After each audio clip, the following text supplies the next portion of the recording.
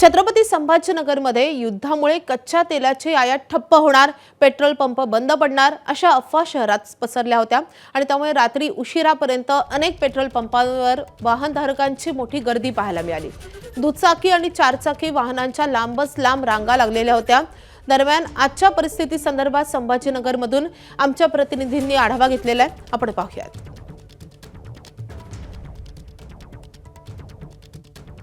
Chhatrapati संभाजीनगरच्या petrol पंपावरचं हे दृश्य आहे। युद्धजन्य परिस्थिती असल्यामुळे एक अफवा या ठिकाणी उडाली की पेट्रोल आणि डिझेल हे कमी पडणार आहे आणि त्यामुळे प्रत्येक पेट्रोल पंपावर छत्रपती संभाजीनगरच्या प्रत्येक पेट्रोल पंपावरती अशी गर्दी पाहायला मिळते आहे आणि अनेक लोक जास्तीत जास्त पेट्रोल आपल्या गाडीमध्ये टाकून घेण्याचा प्रयत्न करतात। मला सांगा, कशामुळे एवढी गर्दी केली आहे? काही माहित नहीं होता।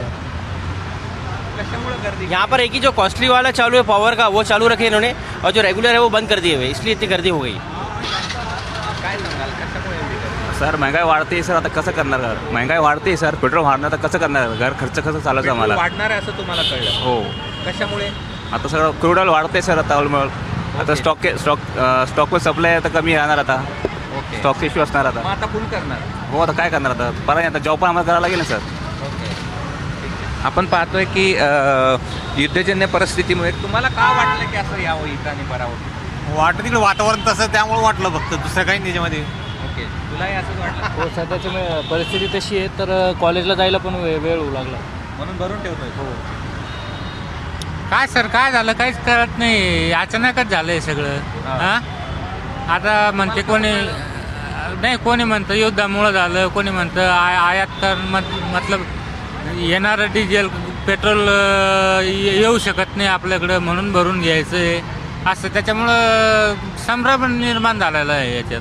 ज्या देशांमध्ये युद्ध चालू आहे तिथून जे कच्चं तेल येणार आहे ते येऊ शकत नाही आणि भविष्यामध्ये पेट्रोल आणि डिझेल हे कमी पडू शकतं अशा प्रकारची अफवा झाली आणि पेट्रोल पंपावरती गर्दी व्हायला सुरुवात झाली। मात्र अशी स्थिती मुळात नाही आहे, हे लोकांनी समजून घेणं गरजेचं आहे। कॅमेरामन धनंजय दारुंटेसह मी कृष्णा केंडे, एबीपी माझा, छत्रपती संभाजीनगर। एबीपी माझा, उघडा डोळे बघा नीट।